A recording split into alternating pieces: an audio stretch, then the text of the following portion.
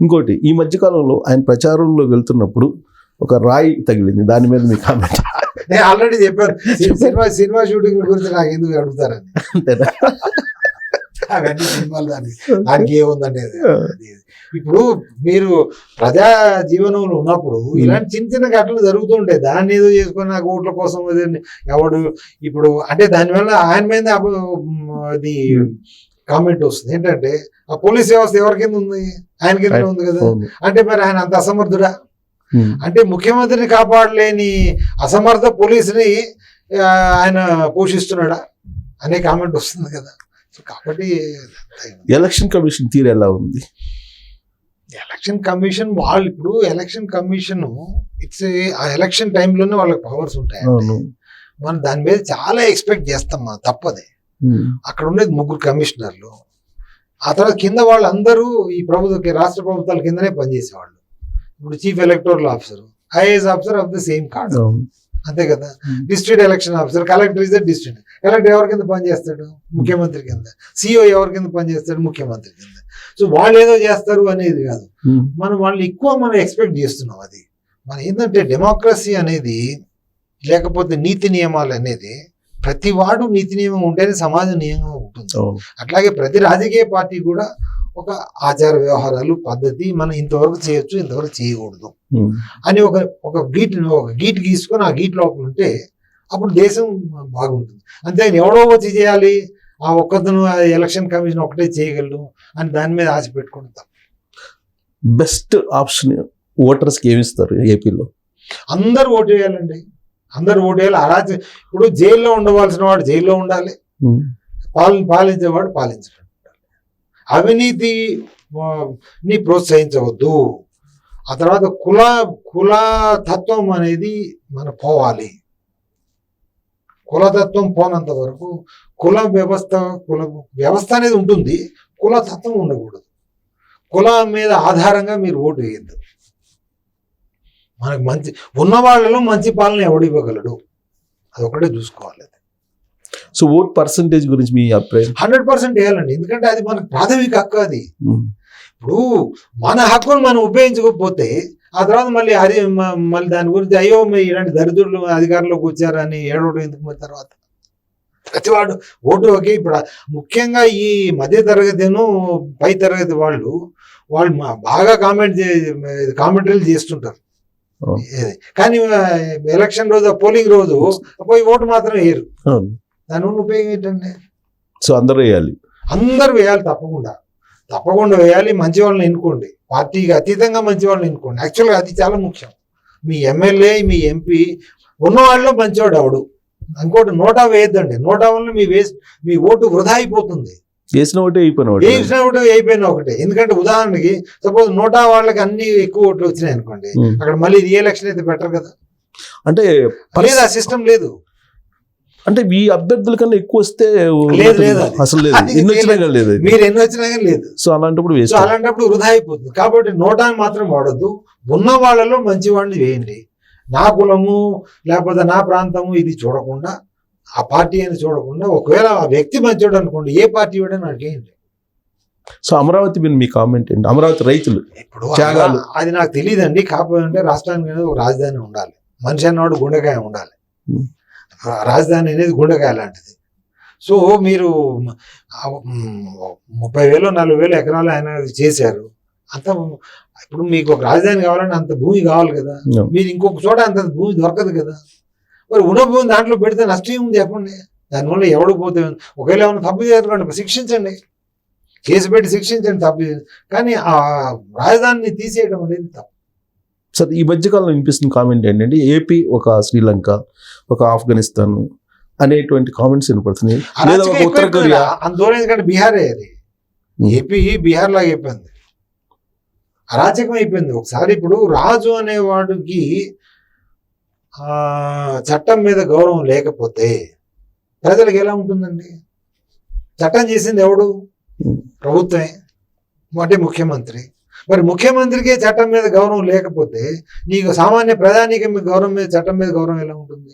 ఇప్పుడు ఒక జిల్లా ఎస్పీ కలెక్టర్ ఉన్నారు, వాళ్ళే చట్టాన్ని పాటించకపోతే మీరు మామూలు ప్రజల్ని ఎట్లా పాటిస్తారండి? సో మనం ఆదర్శంగా ఉండాలి. 38 కేసులు పెట్టుకొని 38 కేసులు 148 నేర ఆరోపణలు పెట్టుకొని ఆయన ముఖ్యమంత్రి అయితే ఇది ఎట్లా ప్రజలకు ఏ విధంగా నమ్మకం ఉంటుందండి చట్ట వ్యవస్థ మీద? అది విన్నది. కానీ ఇప్పటికీ కూడా నాకు పేదలు ఉన్నారు అని ఒక క్లాస్ వారు తీసుకొచ్చే ప్రయత్నం చేస్తున్నాను. అదే కదా ఇప్పుడు నేరస్తులు చేసే పని ఇదే కదండి. ఇప్పుడు ఒక హజీ మస్తానో, ఒక దావూద్ ఇబ్రాహిమో, లేకపోతే ఇంకోటి ఎవడో వాడు ఏం చేస్తాడు, తన వాళ్ళని పెట్టుకుంటాడు. అది ఏమనంటే ఇది అన్నట్టు ఇది అది నాయకులు కాదు అక్కడ వాళ్ళు అనేది, మాఫియా డాన్స్. అవి నాయకులు అనరు వాళ్ళని. నాయకులు అనేవాడు ఆదర్శంగా ఉండాలి ప్రజలందరికీ. ఇప్పుడు ఒక విజయభాస్కర్ రెడ్డి, ఒక పివి నరసింహారావు, లేకపోతే ఒక నీలం సంజీవ్ రెడ్డి, లేకపోతే ఒక ఎన్టీ రామారావు, వీళ్ళు ఆదర్శ పురుషులు అండి.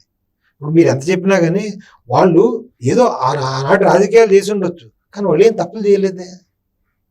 మనం ఈ రోజు కూడా ఎందుకు ఎన్టీ రామారావు ఎందుకు గుర్తుంచుకుంటాం, లేకపోతే మీరు నీల సంజయ్ రెడ్డిని మనం ఎందుకంటే, లేకపోతే పివి నరసింహ ఎందుకు అనుకుంటాం? వాళ్ళు నాయకులు, వాళ్ళు అంటే మనకు ఆదర్శం.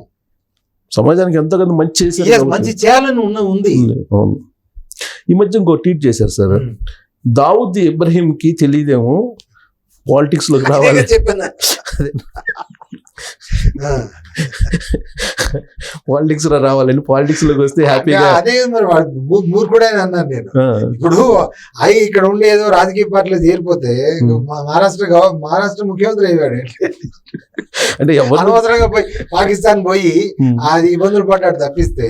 ఎందుకంటే ఇప్పుడు మన ఆంధ్రప్రదేశ్ లో చూస్తున్నాం కదా, ఏముంది ఒకసారి అధికారం చేసి ఎక్కించుకుంటే అన్ని నీకెందనే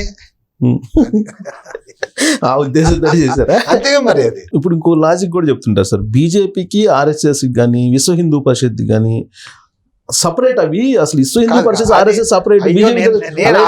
ఒకప్పుడు భాగమేనండి. ఇప్పుడు మీకు ఒక గ్రూప్ కంపెనీ అంటారు చూసారా, Mallareddy institute group of institutions, లేకపోతే చైతన్య గ్రూప్ ఆఫ్ ఇన్స్టిట్యూషన్స్, లేకపోతే doctor Reddy laboratories group of institutions, ఇట్లా ఉంటాయి కదా. ఇది ఆర్ఎస్ఎస్ గ్రూప్ ఆఫ్ ఇన్స్టిట్యూషన్స్ అండి ఇవన్నీ. RSS is the holding company, Tata Sons is the holding company. ఇప్పుడు మిగిలిన టీసీఎస్ అని ఇవన్నీ RSS is the holding company. BJP is the political wing of RSS.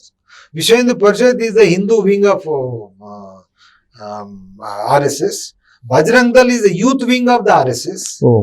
BKS man ippudu undi kada BMS antaru, Bharati Mazdoor Sangh, that is the labor wing of the RSS.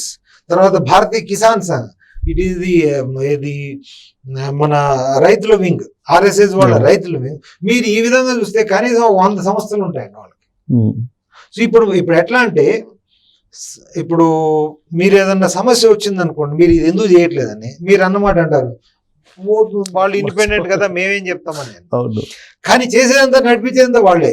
ఇప్పుడు మీరు ఈ సంస్థల్లో వాళ్ళ system ఏంటంటే ప్రభారి అని, లేకపోతే ఇంకోటి అంటారు మంత్రి అని. ఇప్పుడు ఆర్ఎస్ఎస్ లో బిఎల్ సంతోష్ అని ఉన్నారు, జనరల్ సెక్రటరీ ఆర్గనైజేషన్. ఆయన్ని సంఘటన మంత్రి అంటారు.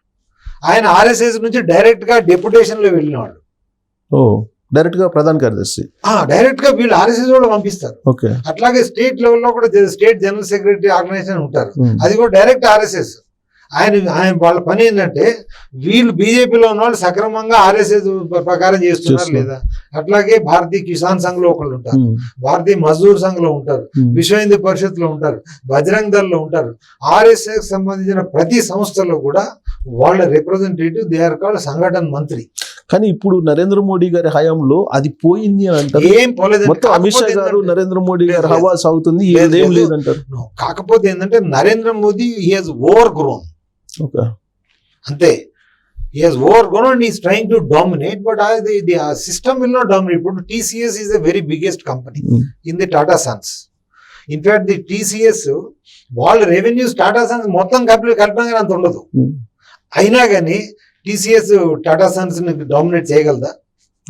ఛాన్స్ లేదు, ఎందుకంటే హోల్డింగ్ కంపెనీ వెళ్ళదు కదా. ఇప్పుడు ఈ రోజు మోహన్ భాగవత్ సింపుల్ ఒక ఆర్డర్ ఇష్యూ చేశా అనుకోండి, మీరు ఆర్ఎస్ఎస్ వాళ్ళు నోరు మూసుకొని కూర్చోండి, ఎవడు పని చేయద్దు ఎలక్షన్ లో అని, వీళ్ళు మొత్తం they run for their cover.